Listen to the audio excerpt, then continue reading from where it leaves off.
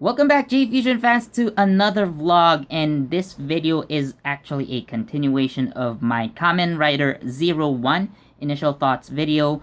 If you haven't seen it yet, I'm going to link it down in the description. So, this video, by the way, is recorded after the press conference, and in comparison to the other video which was recorded before the press conference. So now we have a clearer view of Kamen Rider 01. Now, the character itself, Aruto Hiden, is actually very interesting to me. So, he is the first Kamen Rider to be a company president or a CEO. And with this technology in his hands that allows him to fight evil, it's kind of reminiscent of Iron Man.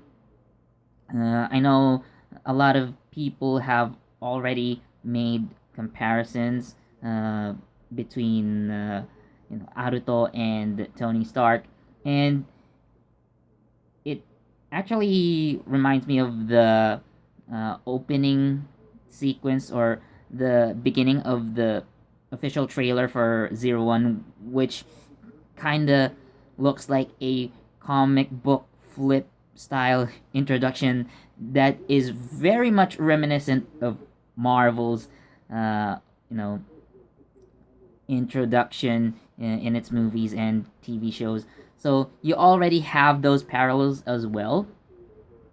And considering, Aruto inheriting the hidden intelligence company from his grandfather, well, it's very much Iron Man ish, to say the least. So he does get help from his android secretary, or Humagear, rather, secretary named Izu, and his vice president Jun Fukuzoe. Now, Jun Fukuzoe's actor, Kazuya Kojima, is actually a very popular comedian in Japan, and expect a lot of comedic scenes from him. Expect him to be the comic relief of the show, although Haruto seems to have some, uh, you know, lightheartedness in him, but again, as expected from a professional comedian, most of the comical scenes would likely come from June. So he actually kind of reminds me of Chuta Osugi from Kamen Rider Forze in terms of character and role, given that Chuta Osugi's actor is also a very popular comedian.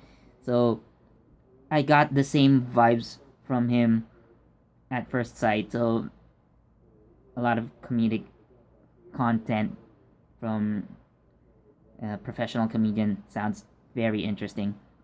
Now, going into the plot of Kamen Rider 01, it does remind me of the game Detroit Become Human.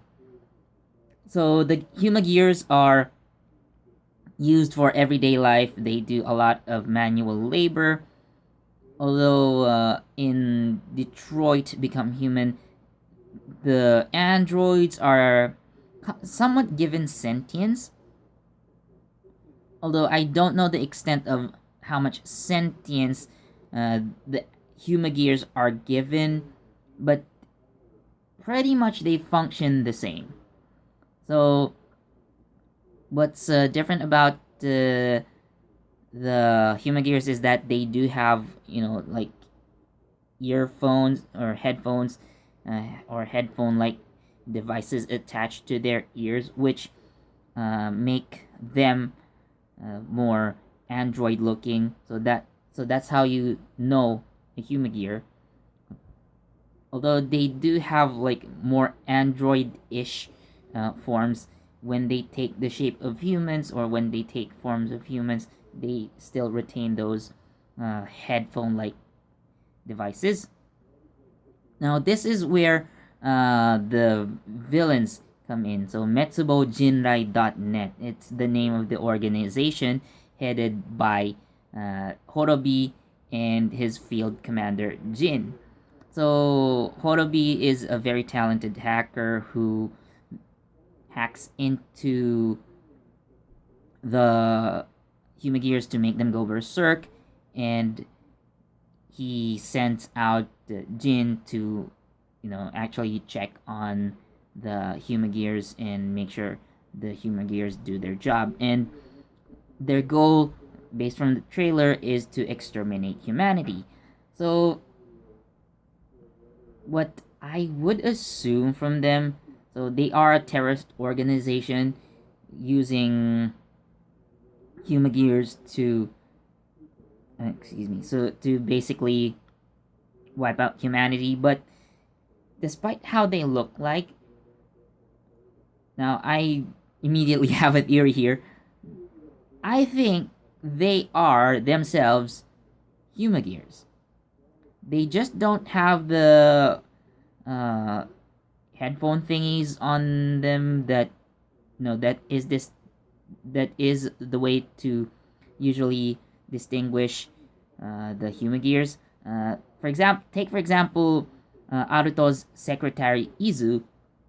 So she is a Humagear, and you do see the headphones on her. So yeah, but that's just my assumption.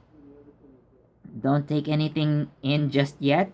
Who knows? It might be true. It might not be true. So again, these are just theories that we're going to have to talk about for another time. So I'll leave it at that. Now, because of a terrorist organization using Humagears to basically hurt or probably even kill people, the government has formed the organization Ames, which is of course intended to counter this one. So with Ames, we have Isamu Fuwa and Yua Yaiba, who are Kamen Rider Vulcan and Valkyrie respectively.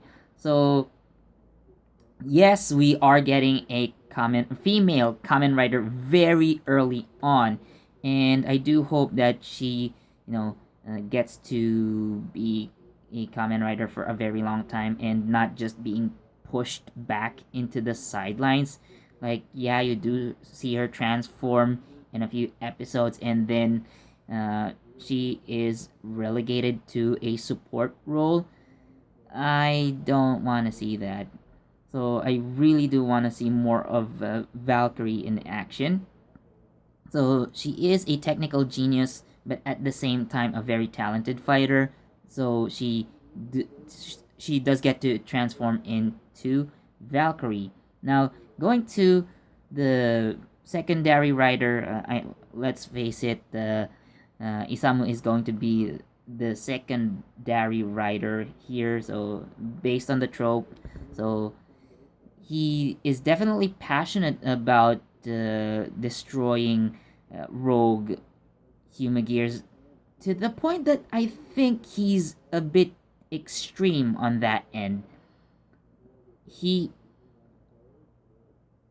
is kind of like the opposite of the Metsubo Jindai people, but yeah, I think he wants to exterminate all Humagears completely because of that risk. But of course, when you go to such extreme beliefs, it's not hard to imagine him, turning quite villainous in the future.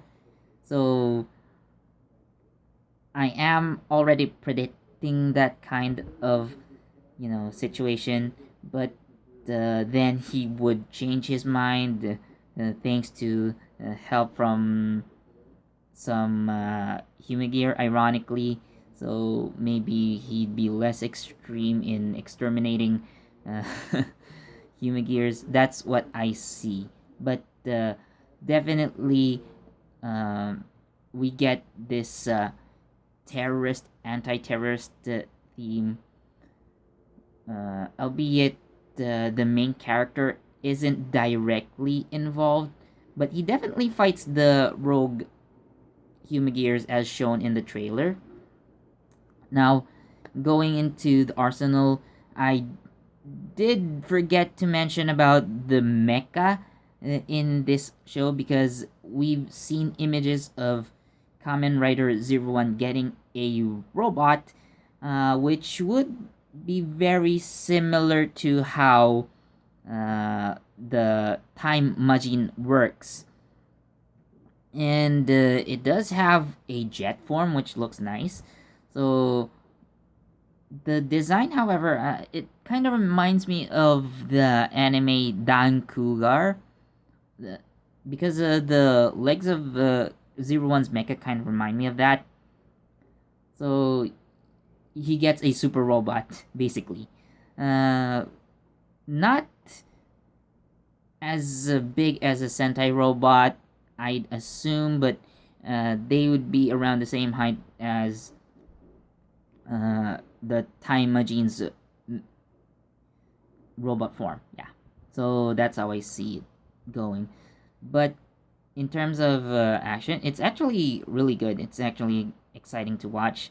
I know that this is going to be the first Kamen Rider without Seiji Takaiwa in the suit. He'd probably be more of, an advisor. I think he's not the action director. I am aware of that, so it is exciting. It is going to be interesting to see how the Kamen Rider moves without Mr. Takaiwa in it. Although it's fine, really. Like Kuga, for example, it's not the Seiji Takaiwa inside the suit, but a different person. So yeah, I think that's all. That's all I can say for now about the action. But this show, I think, is going to be very interesting in general. So you have new concepts. You have a female writer. Although the mecha thing, I don't know if it's going to be part of the entire franchise from this point onward, because I don't know, it might be leaning too close to the Sentai aspect. Who knows? Maybe one day with the Kamen Rider franchise, we'd actually see them, operating robots that combine. But I guess that would be too close now to Super Sentai, wouldn't it? So, so anyways, yeah, I'm excited for Kamen Rider Zero One. So it's going to be out on September 1st. So definitely an easy date to remember. So anyways, thank you so much guys for watching. Please do leave a like, comment, subscribe, and don't forget that notification bell so you get the latest from JE Fusion. This has been Philip, and I'll see you in the next video. Bye!